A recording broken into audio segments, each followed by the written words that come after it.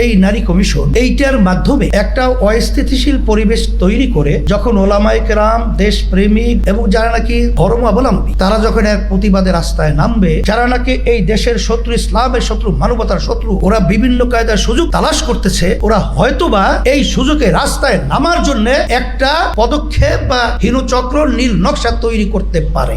আপনারা কিন্তু জনগণের ভোটে সরকার কিন্তু হন নাই। এখানে হাজার হাজার মায়ের কোল খালি হয়েছে, বহু সন্তানদের চক্ষু হারিয়েছে, হাজার হাজার মায়ের সন্তানরা পঙ্গু হয়েছে। এর ফসল হলে আপনারা, আমরা তো সবসময় আপনাদের সহযোগিতায় ছিলাম, এখনো আছি, কিন্তু আমাদেরকে রাস্তায় নামিয়ে আপনাদের মুখামুখি দাঁড় করে ওই ফ্যাসিস্ট এবং ঘাপটি মারা শত্রুরা যেন সুযোগ না নিতে পারে, এটা আপনাদের মাথায় রাখার জন্য আমরা বিশেষ করে অনুরোধ করছি। জাতীয় উলামা মাশায়েখ আম্মা পরিষদ আজকে যে চিত্রটা তৈরি করেছে, এটা দেখে আমার মন কিন্তু খুশিতে ভরে গেছে।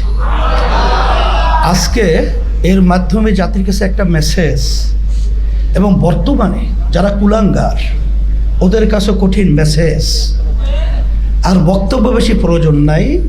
আজকে যারা এখানে উপস্থিত হয়েছে, এর মাধ্যমেই যারা নাকি এই দেশকে অশান্তি করা এবং আমাদের ভবিষ্যৎ প্রজন্ম সহ নাস্তিকতা বাস্তবায়নের যে হীন চিন্তা এবং চেষ্টা করছে, এটা কখনোই তাদের বাস্তবায়ন হবে না।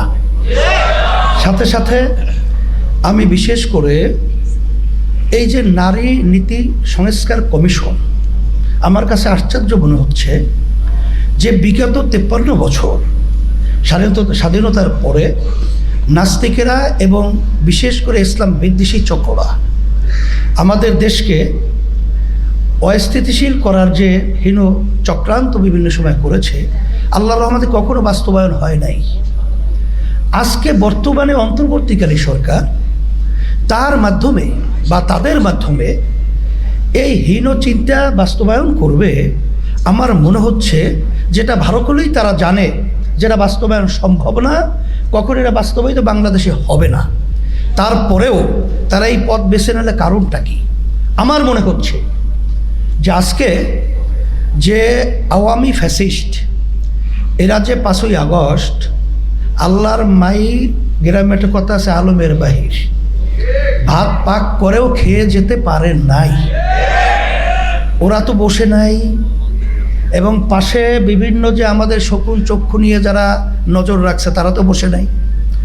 তারা হয়তোবা এই সংস্কার, এই নারী কমিশন এইটার মাধ্যমে একটা অস্থিতিশীল পরিবেশ তৈরি করে যখন ওলামায়ে কেরাম, দেশপ্রেমিক এবং যারা নাকি ধর্মাবলম্বী তারা যখন এক প্রতিবাদের রাস্তায় নামবে, এই সুযোগে হয়তোবা এই ঘাপটি মারা যারা নাকি এই দেশের শত্রু, ইসলামের শত্রু, মানবতার শত্রু, ওরা বিভিন্ন কায়দার সুযোগ তালাশ করতেছে, ওরা হয়তোবা এই সুযোগে রাস্তায় নামার জন্যে একটা পদক্ষেপ বা হীনচক্র, নীল নকশা তৈরি করতে পারে।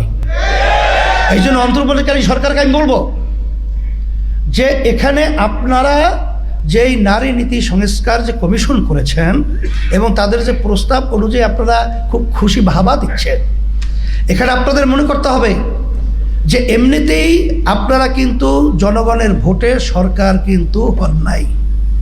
আপনারা কিন্তু দেশ পরিচালনা জনগণের ভোটের মাধ্যমে কিন্তু দেশ পরিচালনা করছেন না। এখানে হাজার হাজার মায়ের কোল খালি হয়েছে, বহু সন্তানদের চক্ষু হারিয়েছে, হাজার হাজার মায়ের সন্তানরা পঙ্গু হয়েছে। এর ফসল হলে আপনারা, আর সেখানে আপনাদেরকে সুন্দরভাবে দেশ পরিচালনা করতে দেবে, এটা আপনারা বুঝেন না। আমরা তো সবসময় আপনাদের সহযোগিতায় ছিলাম, এখনো আছি, কিন্তু আমাদেরকে রাস্তায় নামিয়ে আপনাদের মুখামুখি দাঁড় করে ওই ফ্যাসিস্ট এবং ঘাপটি মারা শত্রুরা যেন সুযোগ না নিতে পারে, এটা আপনাদের মাথায় রাখার জন্যে আমরা বিশেষ করে অনুরোধ করছি। এরপরেও যদি আপনারা সামনে পা বাড়াতে চান, পরিষ্কার মেসেজ, আল্লাহর রহমতে যারা নাকি বিভিন্ন সময় ফেরাউনি ভূমিকায় ছিল, তারাও কিন্তু তাদের ফেরাউনি ভূমিকা বাস্তবায়ন বাংলার জমিনে করতে পারে নাই। আপনারা তো আল্লাহর রহমতে দেখা দৃষ্টিতে, আমি বলবো কি, ওই কে বলছে না যে 5 মিনিটে আপনারা আপনাদের অবস্থান থেকে সরে যান, 5 মিনিটও সময় পাবেন না।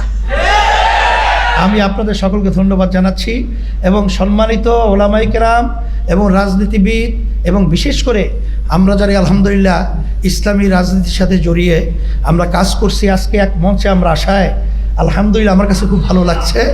এবং ইসলাম দেশ এবং মানবতা গড়ার একটা পদক্ষেপ অনেকটা এগিয়ে গেছে আজকের এই সম্মেলনের মাধ্যমে।